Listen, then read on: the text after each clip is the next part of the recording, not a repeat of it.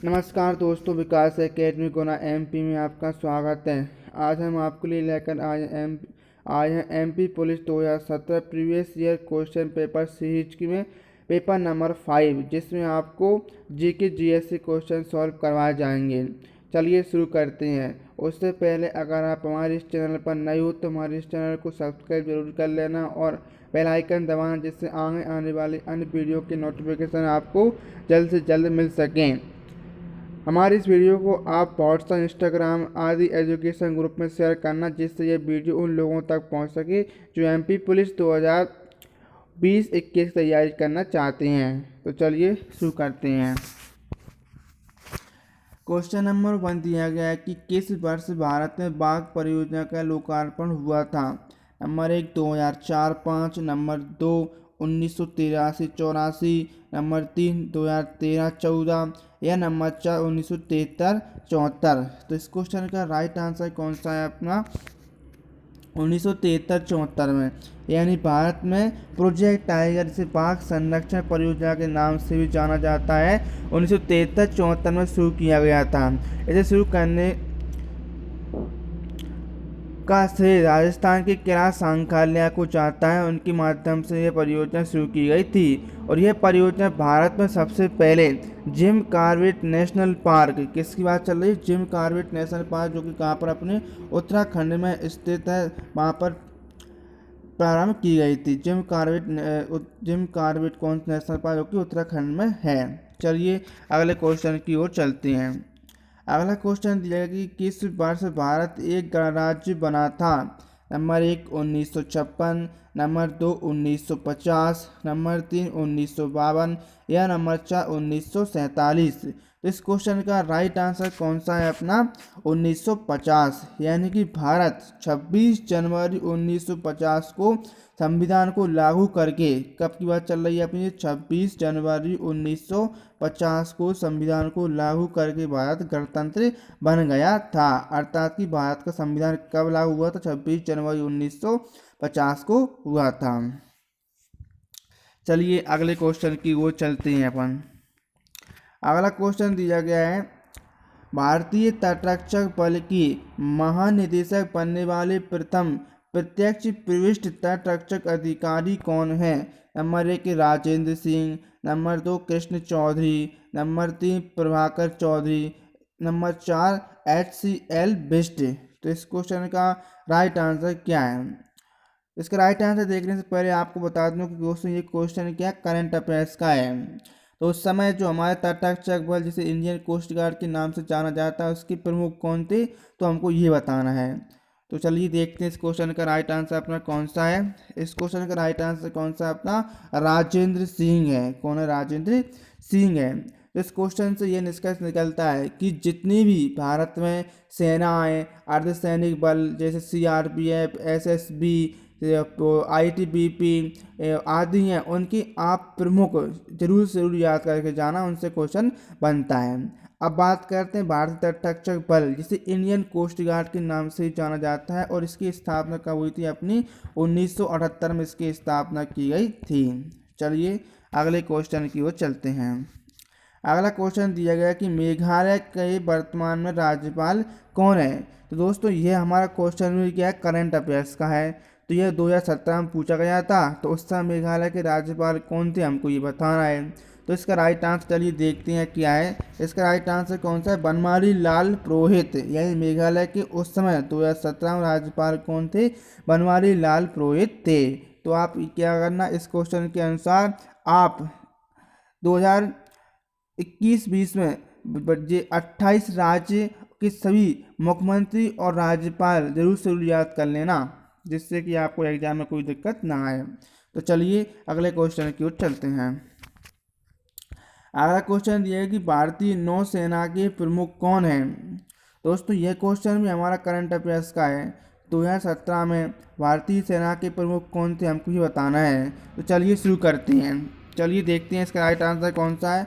इसका right answer कौन सा है, एडमिरल सुनील लांबा, यानी 2017 के समय भारतीय नौसेना के प्रमुख कौन थे, एडमिरल सुनील लांबा थे। और वर्तमान में बात करते हैं 2020 में भारतीय नौसेना के प्रमुख कौन है? तो मुकुंद नरवाने हैं। कौन है अपने? मुकुंद नरवाने कौन है? अपने भारतीय सेना के वर्तमान में कौन से प्रमुख हैं? आप याद कर सकते हैं, इसको क्या कर सकती है? मुकुंद नरवाने भारतीय सेना के वर्तमान में प्रमुख कौन है? अपने मुकुंद नरवाने हैं। चलिए अगले क्वेश्चन की ओर चलते हैं। अगला क्वेश्चन दिया गया है कि पृथ्वी की सतह का 3/4 भाग के द्वारा ढका हुआ है। नंबर 1 वायु, नंबर 2 रेत, नंबर 3 जल या नंबर 4 बर्फ। तो इस क्वेश्चन का राइट आंसर कौन सा है? अपन बात करते हैं तो जल, यानी पृथ्वी का 3/4 भाग किससे? अपने जल से भरा हुआ है। यानी पृथ्वी जल ही जल कितने? 3/4 भाग, यानी कि कितने? 75% भाग पर अपनी पृथ्वी पर कौन सा? जल ही जल है। अब देखिए हम बात करते हैं तो विश्व का सबसे बड़ा महासागर कौन सा है? तो प्रशांत महासागर है। और विश्व का सबसे गहरा महासागर भी कौन सा है? तो फिर प्रशांत महासागर है। चलिए अगले क्वेश्चन की ओर चलते हैं।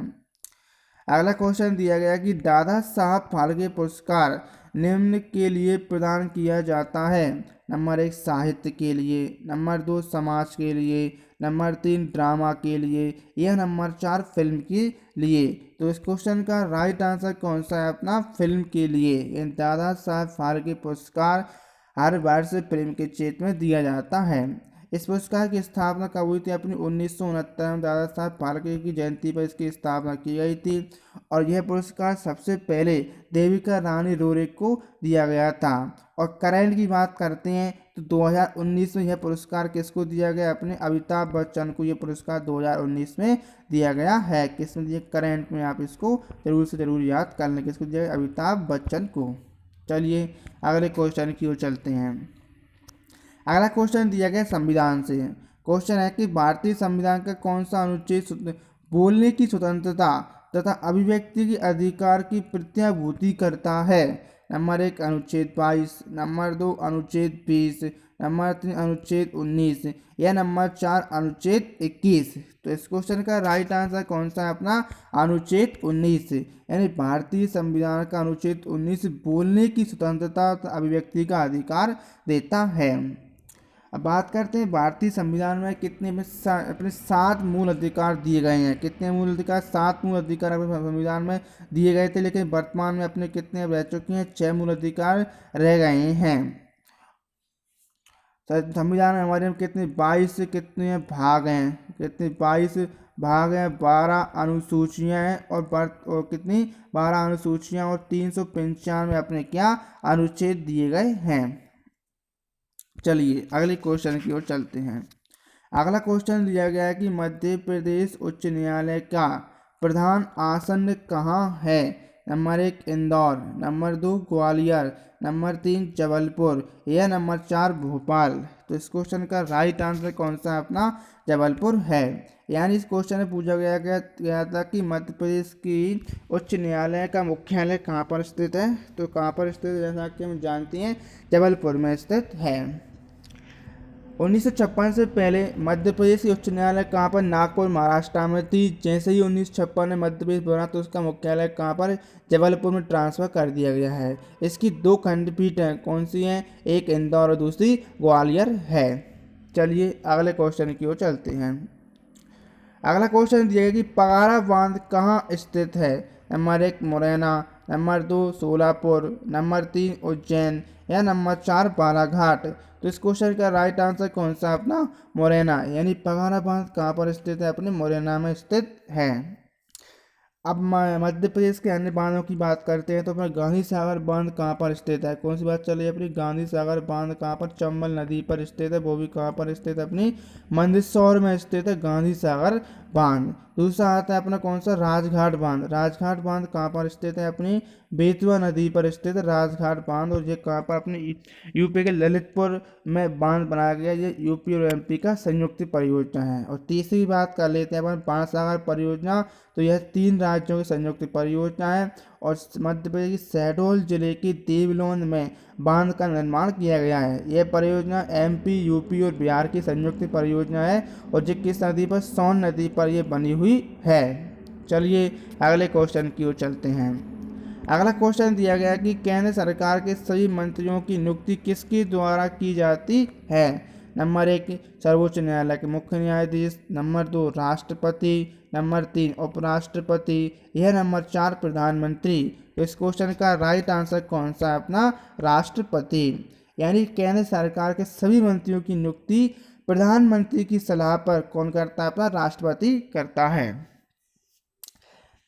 अब बात करते हैं अन्य फैक्टों की। तो देखिए मध्य प्रदेश के जो वो सर्वोच्च न्यायालय है तो उसका आर्टिकल्स कौन सा है अपना 124, अनुच्छेद 124 के लिए उसकी स्थापना की जाती है। बात करते हैं राष्ट्रपति की। तो भारत के सबसे प्रथम राष्ट्रपति कौन बने, डॉक्टर राजेंद्र प्रसाद भारत के प्रथम कौन बने थे, राष्ट्रपति बने थे।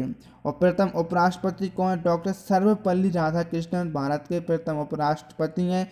प्रथम प्रधानमंत्री कौन, पंडित जवाहरलाल नेहरू भारत के प्रथम प्रधानमंत्री थे। चलिए अगले क्वेश्चन की ओर चलते हैं।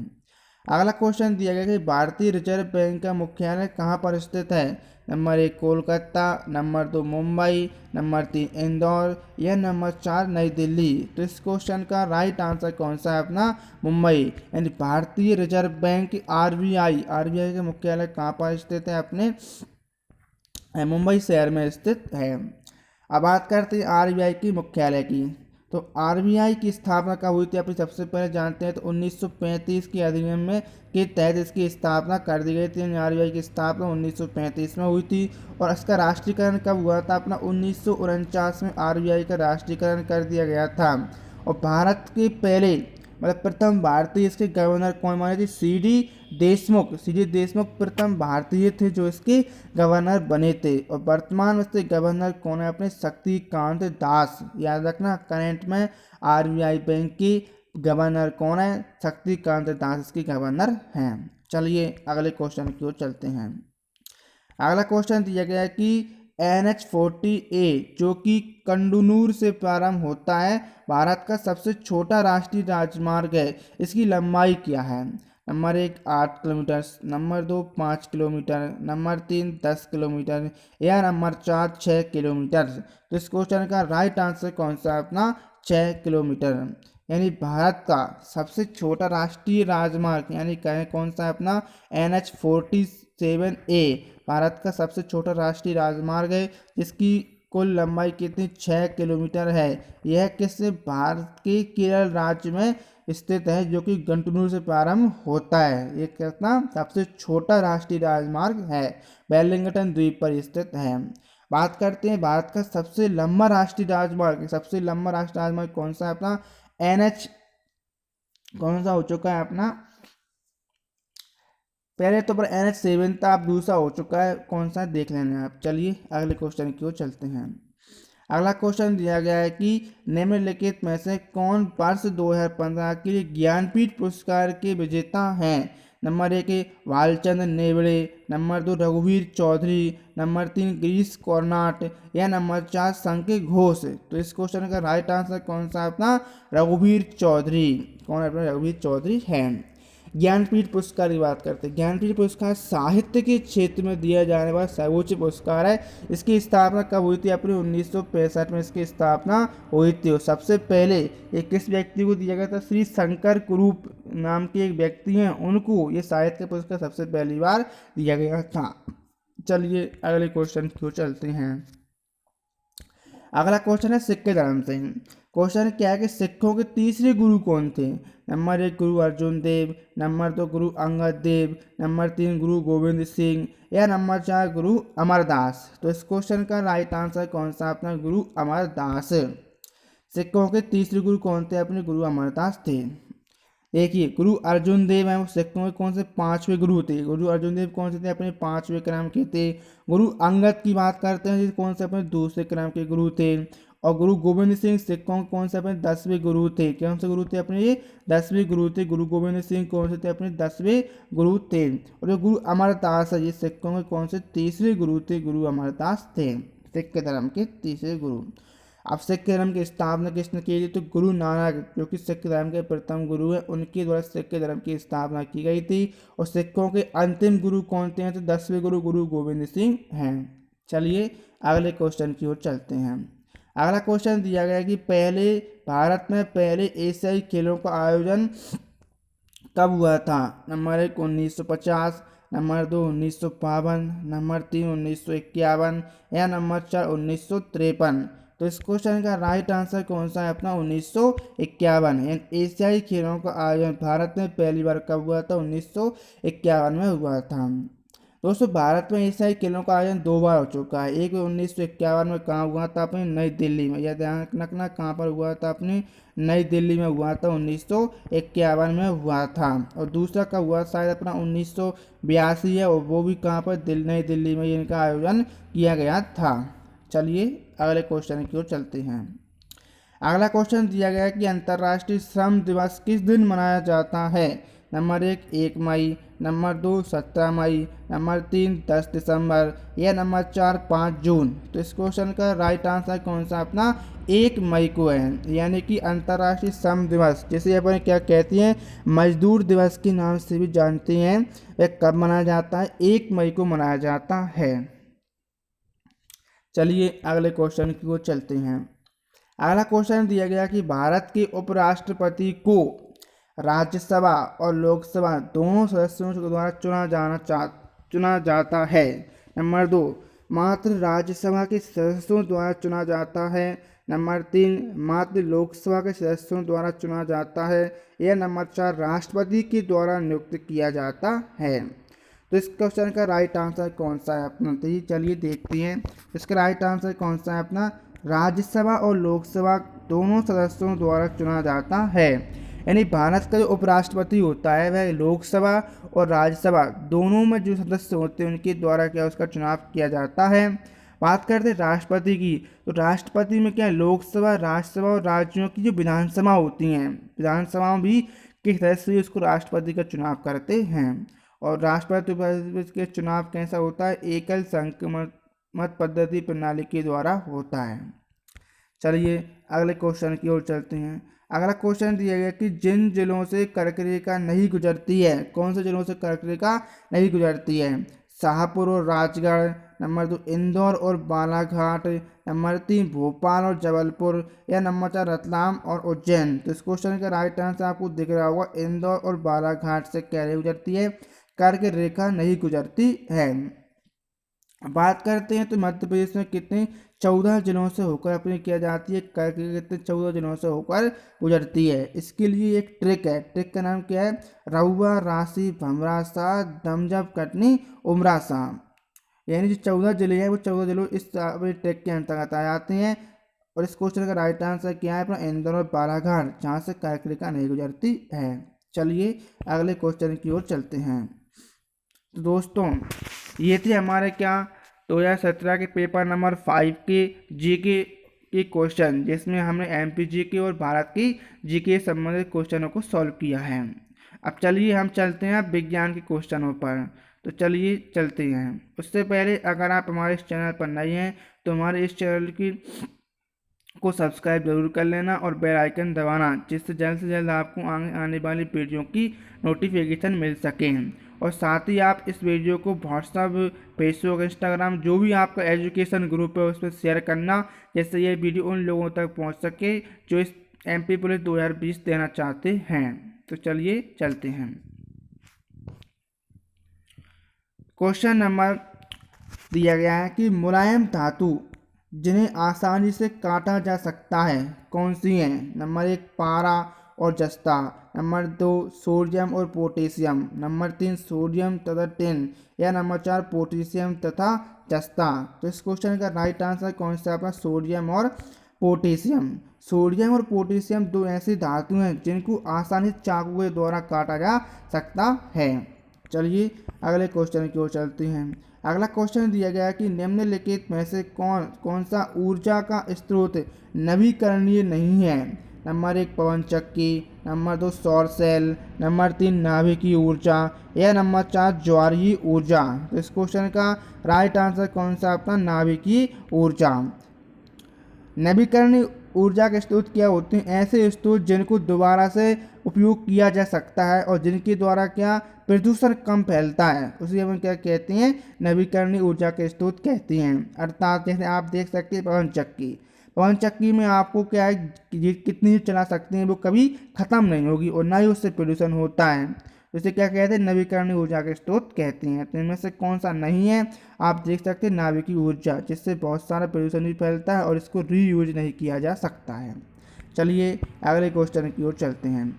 अगला क्वेश्चन दिया गया कि एक तत्व जो पानी में संग्रहित होता है, यानी ऐसे कौन सा तत्व जिसे पानी में रखा जाता है। नंबर 1 फास्फोरस, नंबर 2 जस्ता, नंबर 3 सोडियम या नंबर 4 पोटेशियम। तो इस क्वेश्चन का राइट आंसर कौन सा है, अपना फास्फोरस है। फास्फोरस जिसे हम क्या करते हैं, पानी में संग्रहित करके रखते हैं, क्योंकि अगर हम फास्फोरस को खुली हुई अवस्था में यानी बाहर रखते हैं तो यह वायु से क्रिया करके उसमें क्या आग लग जाती है, इस कारण उससे ऑक्सीजन क्रिया न कर पाए उसे पानी में एकत्रित करके रखा जाता है। चलिए अगले क्वेश्चन की ओर चलते हैं। अगला क्वेश्चन दिया गया कि पराग कोषों से फूलों के वर्तिकाग्र तक पराग का स्थानांतरण क्या कहलाता है। नंबर 1 निषेचन, नंबर 2 विखंडन, नंबर 3 परागण या नंबर 4 परिवहन। तो इस क्वेश्चन का राइट आंसर कौन सा है, अपना परागण। परागण यानी पराग कोषों से फूलों के पराग कणों का निकलकर वर्तिकाग्र तक जाने की क्रिया को अपन क्या कहते हैं, परागण कहते हैं। चलिए अगले क्वेश्चन की ओर चलते हैं। अगला क्वेश्चन दिया गया कि वह तारामंडल कौन सा जिसका नाम हंटर है। नंबर 1 ध्रुवीय भालू, नंबर 2 सीरियस, नंबर 3 ओरायन या नंबर 4 ग्रेट पियर। तो इस क्वेश्चन का राइट आंसर कौन सा है, अपना ओरायन। ओरायन वह तारामंडल है जिसको अपन क्या नाम हंटर के नाम से जानते हैं।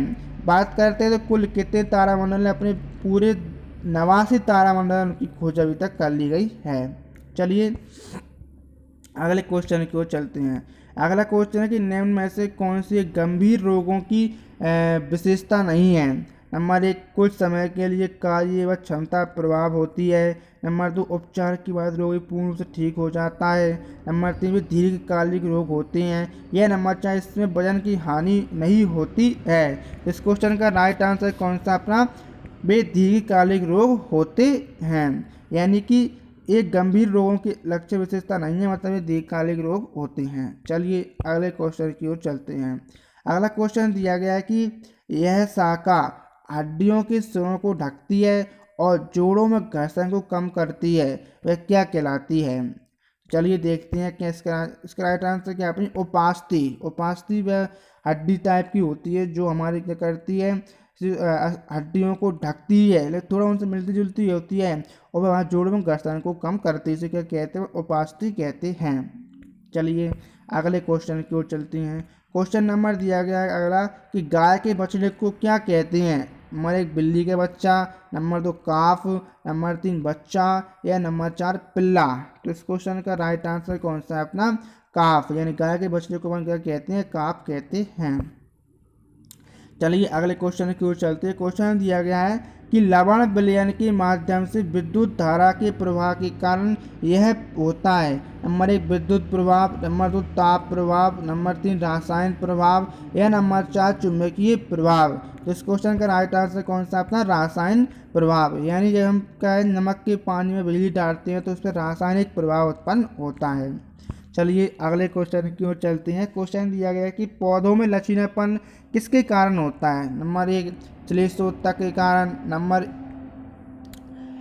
2 डेढ़ ऊतक के कारण, नंबर 3 मृदु ऊतक के कारण या नंबर 4 कोलेनोकाइमा के कारण। तो इस क्वेश्चन का राइट आंसर कौन सा है, श्लेष ऊतक के कारण पौधों में लचीलापन आता है। ये क्या हमारे पौधों की ऊतक हैं। चलिए अगले क्वेश्चन की ओर चलते हैं। क्वेश्चन दिया गया है कि फसलों की खेती के लिए वनों का सफाया किया जा रहा है। इस प्रकार के अभ्यास का पर्यावरणीय प्रभाव इसका नेतृत्व करेंगे।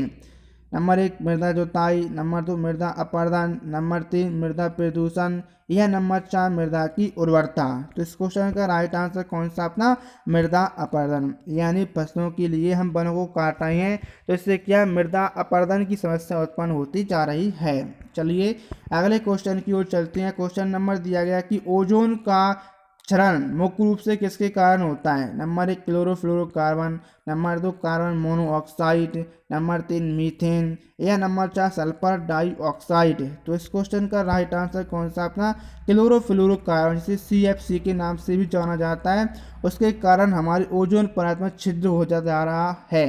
चलिए अगले क्वेश्चन की ओर चलते हैं। क्वेश्चन नंबर दिया गया है कि श्लेष्मूतक, हेमिसेलुलोज और दृढ़ ऊतक क्या होती हैं? तो इसका राइट आंसर कौन सा अपना? लिग्रीन होते हैं। क्या होते हैं अपने? लिग्रीन होते हैं। चलिए अपन अगले क्वेश्चन की ओर चलते हैं।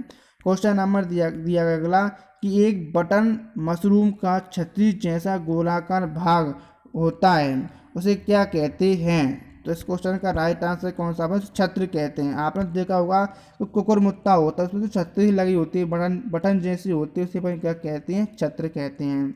चलिए अगले क्वेश्चन की ओर चलते हैं। अगला क्वेश्चन दिया गया है अपना लास्ट क्वेश्चन है। क्वेश्चन क्या है कि ऊपर से देखने पर तालाब में पानी दिखाई देता है। तो इस क्वेश्चन का राइट आंसर कौन सा? अपना कम गहरा, यानी अपनी जो वास्तविक गहराई नहीं दिखाती, उसके कारण कम गहरा दिखाई देता है। तो दोस्तों ये थे हमारे आज के साइंस के क्वेश्चन जो कि हमने सॉल्व कर लिए हैं। इस प्रकार आज हमने पेपर नंबर 5 सॉल्व किया है, जो कि हमारी MP पुलिस 2020 की दृष्टि से बहुत ही उपयोगी है, क्योंकि इससे हम निष्कर्ष निकाल सकते हैं कि कौन सा टॉपिक ज़्यादा पूछा जाता है और हमको कौन से में ज़्यादा पढ़ाई करना पड़ेगी। तो चलिए चलती हैं आपसे। उससे पहले अगर आपने अब तक हमारे इस चैनल को सब्सक्राइब नहीं किया है तो उसे सब्सक्राइब जरूर कर लेना और बेल आइकन दबाना, जिससे आने वाली अन्य वीडियो के नोटिस आपको मिल सकें। तो thank you for watching this video.